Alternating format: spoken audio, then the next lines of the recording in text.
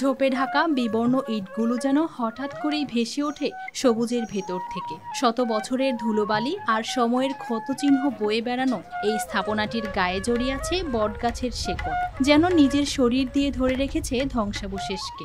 আমাদের এই প্রমোদ চৌধুরী ভিটায় আমরা ছোট থেকে দেখেছি, অনেক মানুষ আগে এসেছে গেছে, এখন কিছু দেখারও নাই, সেরকম কোনো কিছুই নাই। এখন একরকম ধরেন যে একবারে মরুভূমির মতন আছে।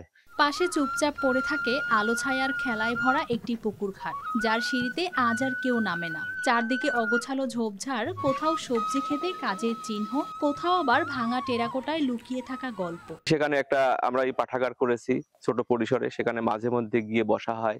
সাহিত্যপ্রাণ কিছু মানুষ, সঙ্গীত প্রাণ কিছু মানুষ সেখানে বসে বটে, কিন্তু আসলে ওইভাবে যে পর্যটকদের আকর্ষণ করার মতো তেমন কিছুই সেখানে নেই। একটা মন্দির ছিল, সেটাও বিলুপ্ত প্রায়। প্রত্নতত্ত্ব বিভাগের লোকজন এসেছিলেন, তারা দেখেছেন, কিন্তু এখন পর্যন্ত তারা কোনো পদক্ষেপ গ্রহণ করেননি। এই নীরব স্মৃতিস্তম্ভই ছিল বাংলা সাহিত্যের এক উজ্জ্বল নক্ষত্রের বেড়ে ওঠার ঠিকানা। প্রমথনাথ চৌধুরী চলিত গদ্যের জনক, বীরবলখ্যাত এই সাহিত্য স্রষ্টা হরিপুরের জমিদার বাড়িতে জন্মেছিলেন এক শক্তিশালী বংশে।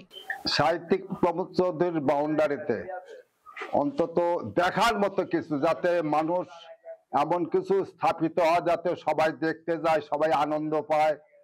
সব মশার বিরুদ্ধে সুরক্ষা দিতে এলো বসুন্ধরা এক্সট্রিম অ্যারোসল। মশার বিরুদ্ধে এক্সট্রিম সুরক্ষা। এই ধরনের একটা কিছু করা উচিত। তার লেখনী বাংলা ভাষাকে নতুন ছন্দ, নতুন পথ দেখিয়েছে। অথচ তার পৈতৃক ভিটায় দাঁড়ালে আজ মাথা তুলে থাকে শুধু ভাঙা ইট, খসে পড়া টেরাকোটা আর সময়ের নির্মম অযত্ন। আমাদের এই প্রমোদ চৌধুরী পৈতৃক ভিটাটা এখন অবহেলায় পড়ে আছে, অযত্নে পড়ে আছে।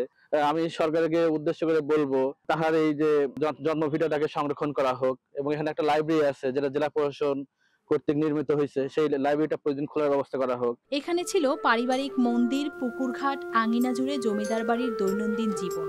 এখন সেই স্থানটি অবহেলায় তালাবন্দি একটি লাইব্রেরি আর ধ্বংসপ্রায় স্মৃতিচিহ্ন ছাড়া কিছুই ধারণ করে না।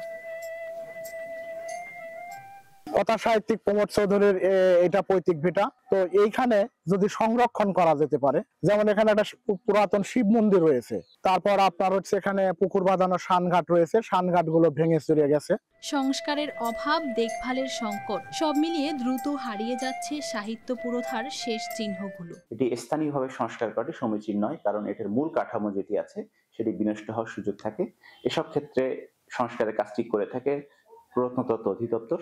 তো আমরা প্রত্নতত্ত্ব অধিদপ্তরকে ইতিমধ্যে জানিয়েছি, এবং আমরা আবারও তাদেরকে অনুরোধ করবো তারা যেন এটি সংস্কারের উদ্যোগ নেয়, এবং সেক্ষেত্রে আমাদের প্রশাসনিকভাবে যতটুকু সহযোগিতা করে আমরা অবশ্যই সহযোগিতা করব। স্থানীয়দের দাবি, এই ইতিহাস রক্ষা না হলে একদিন শুধু ছবিতেই দেখা যাবে সেই অতীত, বাস্তবে আর কিছুই অবশিষ্ট থাকবে না। News desk, RTV।